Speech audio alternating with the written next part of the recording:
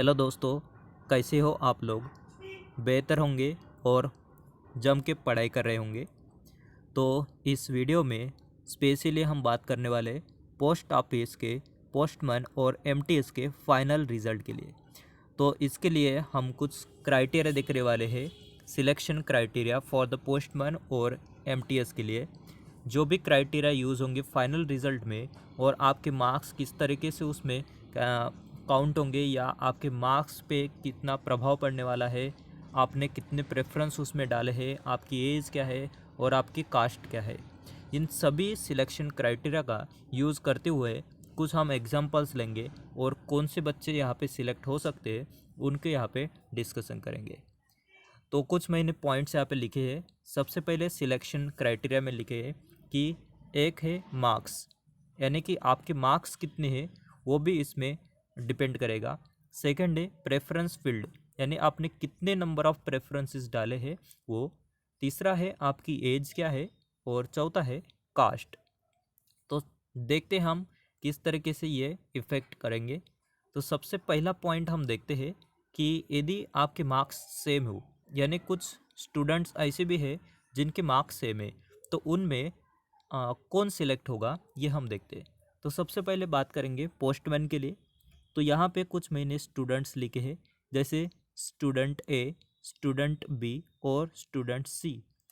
ये तीन स्टूडेंट यहाँ पे दिए गए, स्टूडेंट ए, स्टूडेंट बी और स्टूडेंट सी। अब तीनों के मार्क्स सेम है, जैसे मैंने लिखे यहाँ पे कुछ एग्जांपल के थ्रू 85 मार्क्स। ठीक है, स्टूडेंट ए, स्टूडेंट बी और स्टूडेंट सी तीनों के मार्क्स सेम है 85 मार्क्स। अब इनकी एज देखिए, इनकी एज मैंने लिखी है अलग अलग। स्टूडेंट ए की एज है 28, स्टूडेंट बी की है एज 27 और स्टूडेंट सी की एज है 26।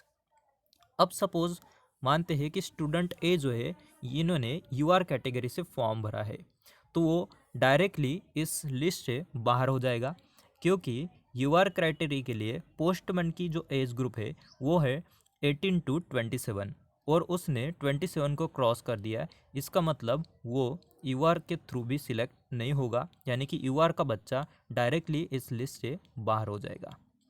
अब मानते हैं कि कोई स्टूडेंट है जिन्होंने ओबीसी या कुछ अदर कास्ट से बिलोंग करता हो और उन्होंने फॉर्म भरा हो और उनके मार्क्स है 85, तो वो इसमें ओबीसी या अदर में जुड़ जाएगा। मतलब कोई भी बच्चा यदि अपने एज ग्रुप से बाहर जा रहा है तो उसका सिलेक्शन यूआर से नहीं होगा, उसका सिर्फ ओबीसी, एससी या अदर जो भी कैटेगरी है उससे सिलेक्ट होगा यदि उसका एज ग्रुप बाहर है।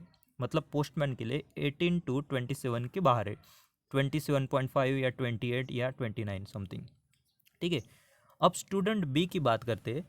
उसके भी मार्क्स सेम है और एज है अब 27। ठीक है, अब उन्होंने यूआर से फॉर्म भरा हो तो भी इसमें ये जुड़ सकता है, यदि उसे ओबीसी से भरा हो या अदर किसी भी क्राइटेरिया से। ठीक है, किसी के कैटेगरी से भरा हो तो भी इसमें आ जाएगा। अब इन ए और बी में किसका सिलेक्शन होगा, तो सिलेक्शन होगा बी का, क्योंकि उसकी एज है 27। ठीक है, उसकी एज है 27, तो स्टूडेंट ए और स्टूडेंट बी में स्टूडेंट बी की रैंक स्टूडेंट ए से ज़्यादा हो जाएगी, क्योंकि उसका एज है 27, 18 टू 27 में आता है इसीलिए। अब उसने यूआर से भरा हो तो भी उसका सिलेक्शन यूआर से ही होगा, ओबीसी या अदर होगा तो भी उसका यदि कट ऑफ उतना आता है तो वो भी यूआर में जो सकता है। इसका मतलब है कि उसका एज ग्रुप यदि आता है, एज ग्रुप के अंदर उसकी एज है, तो वो यूआर कैटेगरी से भी सिलेक्ट हो सकता है। अब स्टूडेंट सी की बात करते हैं। उसका एज है 26 और वो या यूआर, ओबीसी या अदर कैटेगरी किसी भी कैटेगरी में जुड़ता हो। अब स्टूडेंट ए, बी और सी की बात करते हैं, तो मार्क्स सेम है, एज अलग अलग है, तो किसका सिलेक्शन होगा, तो जो स्टूडेंट बी है उसका यहाँ पे फाइनल सिलेक्ट होगा इन स्टूडेंट तीन में, स्टूडेंट ए, स्टूडेंट बी और स्टूडेंट सी में। तो फाइनल सिलेक्शन होगा स्टूडेंट बी का, क्योंकि वो एज में है 27, यानी कि 18 टू 27 की जो एज है उसमें आता है।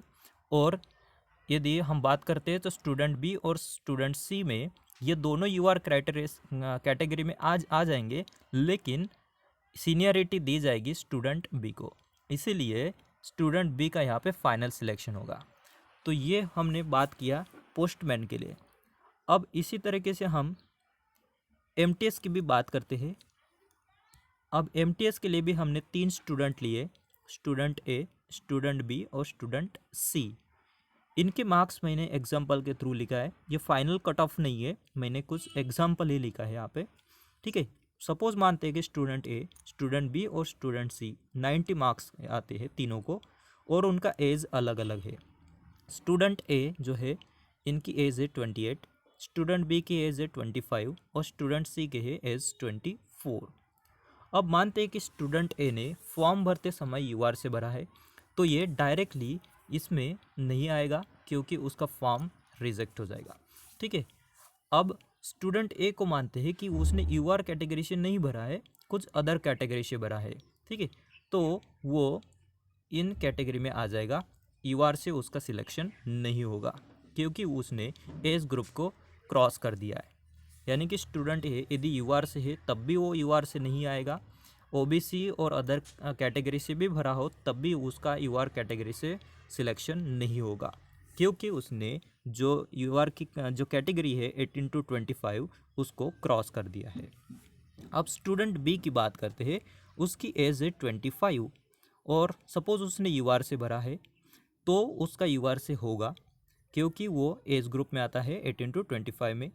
यदि उसने ओबीसी या अदर कैटेगरी में भरा है तब भी उसका सिलेक्शन उन कैटेगरी से हो सकता है या वो यूआर में भी जा सकता है यदि उसका कट ऑफ 90 के नीचे है तो, ठीक है। अब स्टूडेंट सी की बात करते हैं, उसकी एज है 24 और उसने यूआर से भरा या अदर कैटेगरी से, तब भी उसका सिलेक्शन यूआर से या उनके कैटेगरी से हो जाएगा। यानी कि ओबीसी या अदर ये जो भी है, ओबीसी, एससी और कुछ अदर कैटेगरीज है, यदि वो एज ग्रुप में आते हैं तो उनका सिलेक्शन यूआर से होता है यदि वो यूआर का कट ऑफ क्लियर करते हैं। अब यदि हम बात करते हैं इन तीनों में फाइनल सिलेक्शन किसका होगा, स्टूडेंट ए, बी और सी मार्क्स सेम है लेकिन एज अलग अलग है, ठीक है।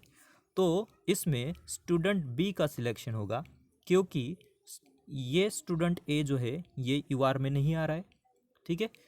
स्टूडेंट बी और स्टूडेंट सी की बात करते हैं तो इसमें सीनियरिटी दी जाएगी बी को, तो उसका सिलेक्शन यूआर कैटेगरी से होगा। यदि हम बात करते हैं इन तीनों में बात करते हैं ओबीसी कैटेगरी के लिए, तो ओबीसी कैटेगरी के लिए या एससी जो भी कैटेगरीज है उनमें यदि सीनियरिटी दी जाएगी तो स्टूडेंट ए को दी जाएगी सीनियरिटी सबसे ज़्यादा, ठीक है। तो इसीलिए ये फाइनल सिलेक्शन होगा यदि कैटेगरी की बात करते हैं तो।